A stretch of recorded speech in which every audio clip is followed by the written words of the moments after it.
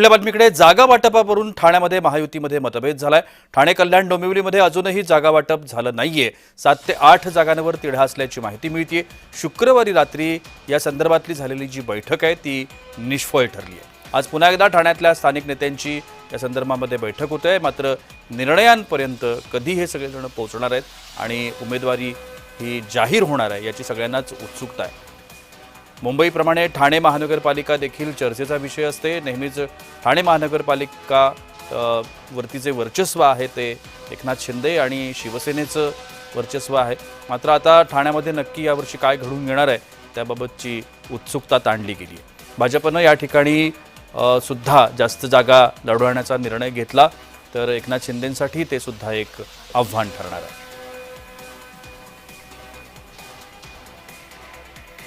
आपण या सगळ्या संदर्भात अधिक माहिती घेण्याचा प्रयत्न करूया। आमचे प्रतिनिधी कुणाल भोईटे हे ठाण्यातून आता माझ्यासोबत आहेत। कुणाल, ठाणे महानगरपालिका हा अगदी राज्यासाठी चर्चेचा विषय असतो, उत्सुकतेचा विषय असतो।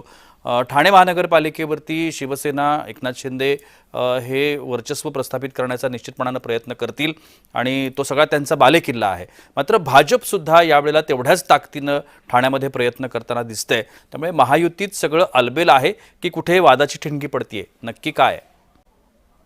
प्रशांत, एकंदरीत पाहायचं झालं तर मागील अनेक दिवसांपासून भाजप आणि शिवसेनेमध्ये बैठकीचं सत्र जे आहे ते सुरू असलेलं पाहायला मिळतंय। 19 तारखेला स्थानिक नेत्यांची बैठक झाली होती, मात्र 19 तारखेपासून आतापर्यंत फक्त जे वरिष्ठ नेते आहेत म्हणजे रवींद्र चव्हाण असतील, उदय सामंत असतील, एकनाथ शिंदे, श्रीकांत शिंदे आणि नरेश म्हस्के यांच्यामध्येच बैठका होत आहेत। स्थानिक जे नेते आहेत म्हणजे निरंजन डावखरे असतील, संजय केळकर असतील, यांच्यामध्ये कुठेही चर्चा होताना दिसून येत नाही। शिवसेनेच्या नेत्यांसोबत संजय केळकर आणि निरंजन डावखरेंनी रवींद्र चव्हाणांची देखील काल परवामध्ये भेट घेतलेली पाहायला मिळाली। भाजपला सर्वाधिक जागा या ठाण्यामध्ये मिळाव्यात यासाठी प्रयत्न सुरू आहेत, मात्र शिंदेच्या शिवसेनेकडून देखील मोठ्या प्रमाणात जागेची मागणी जी आहे ती ठाण्यामध्ये महायुतीत होईल किंवा युती होईल अशा प्रकारचा एक विचार सुरू असताना 7 ते 8 जागांवरचा निर्णय जो आहे तो होऊ शकलेला नाहीये। ठाण्याप्रमाणे कल्याण डोंबिवलीचा तिढा देखील जैसे ते पाहायला मिळतोय। त्यामुळे 3 दिवस उरलेले आहेत उमेदवारी अर्ज दाखल करण्याकरिता।